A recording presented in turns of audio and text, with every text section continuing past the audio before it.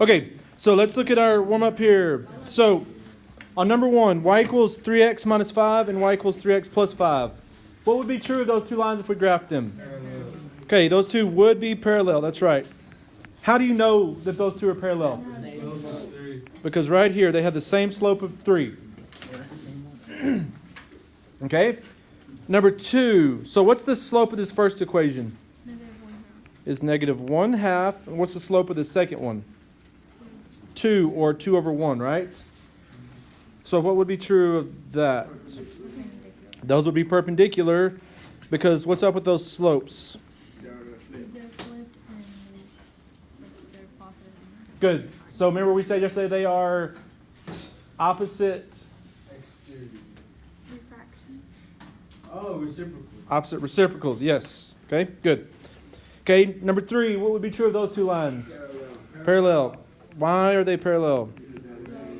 Same slope. Okay, number 4, the slope of this one's 3/4. The slope of this one's negative 4/3. What would be true of those? Okay, those are perpendicular. And then number 5, the slope of this one is 5/6. The slope of this one is negative 6/5. What's up with those? Those are perpendicular.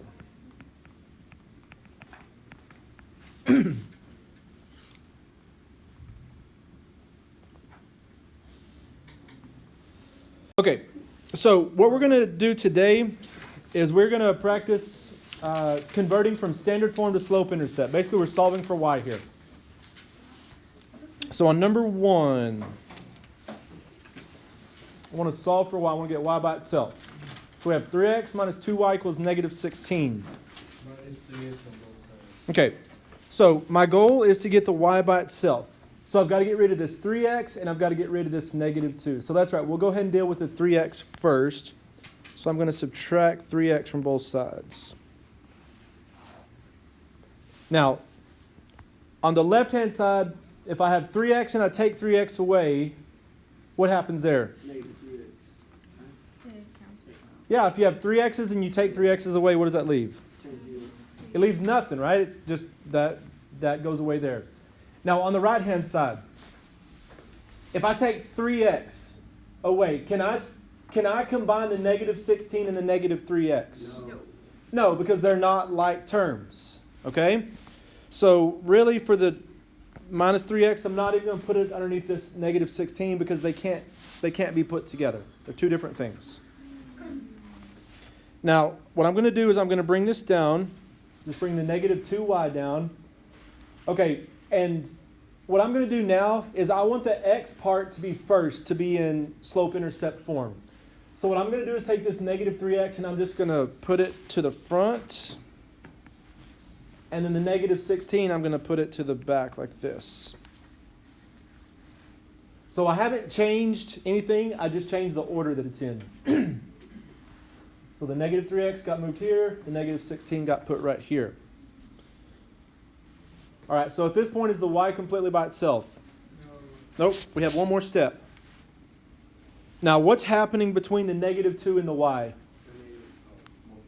Multiplication, right? If you don't see anything, when they're stacked like that, that means it's being multiplied. So right now, the y is being multiplied by negative 2.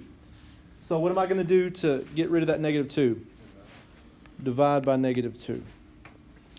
And then everything has to get divided by that same thing. It's got to be divided all the way through.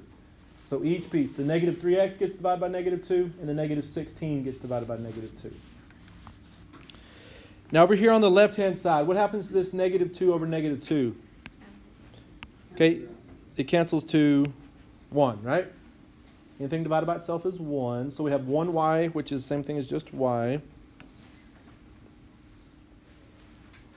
Okay, negative 3 over negative 2. What does that turn into? Okay.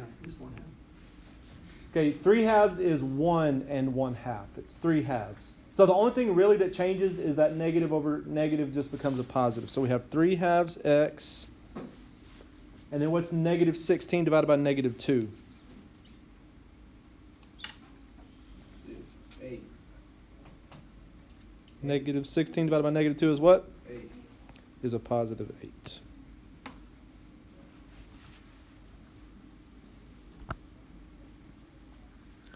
All right. And so 3x minus 2y equals negative 16 converted to slope intercept is y equals 3 halves x plus 8. Okay, number 2.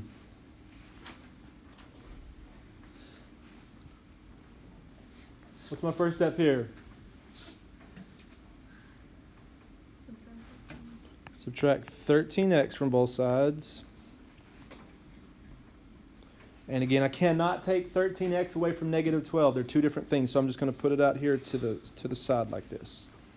This zeroes out. I've got negative 11y. And I'm just going to rearrange this now. I'm going to put the negative 13 first, negative 13x, and then the negative 12 last. Then what? You divide it by the 11. Divide by negative 11. Bless you. Thank you. Okay, so on the left-hand side, negative 11 divided by negative 11 is a positive 1. So 1y is the same thing as just y. Okay, 13 over 11 really can't be simplified, so I'm just going to leave it like that. But it does turn into a positive. Negative over negative is positive. So 13 over 11x, and then same thing with that last part. It's just positive 12 over 11.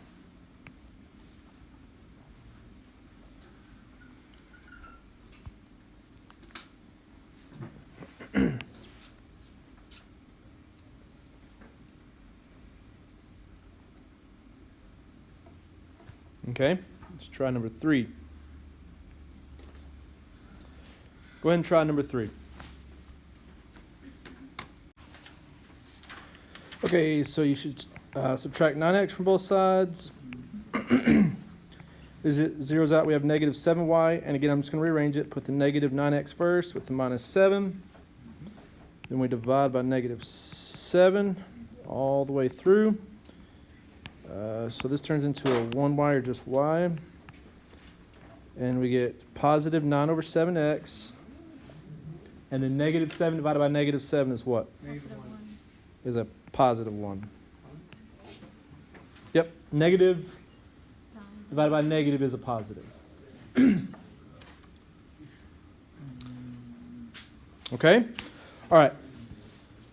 So on the paper I just handed out, you'll see that there's just several of these that I want you to graph as you go along. Like the first one on that page I just handed out says to graph number 4. So let's work out number 4 real quick, and then we're going to graph it on there.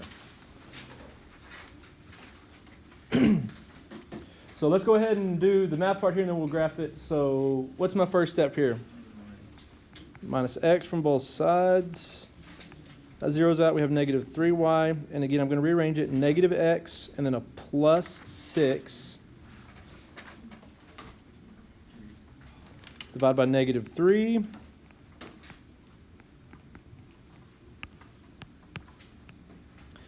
Now here, where there's a negative x, that's like a negative 1x, right? So I'm going to put a 1 there just to make a little bit more sense.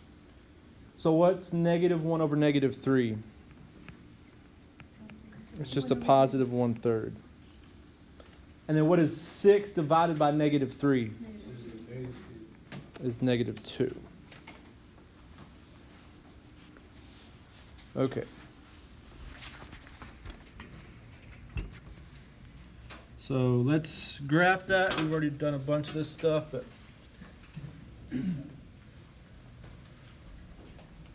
all right. So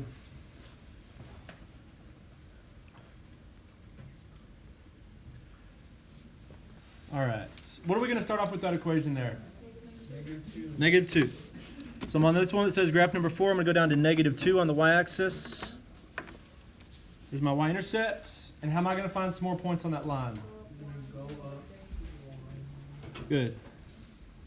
Okay. Slope of 1/3. So I'm going to go up 1, right 3. Up 1, right 3. Up 1, right 3. From this starting point right here.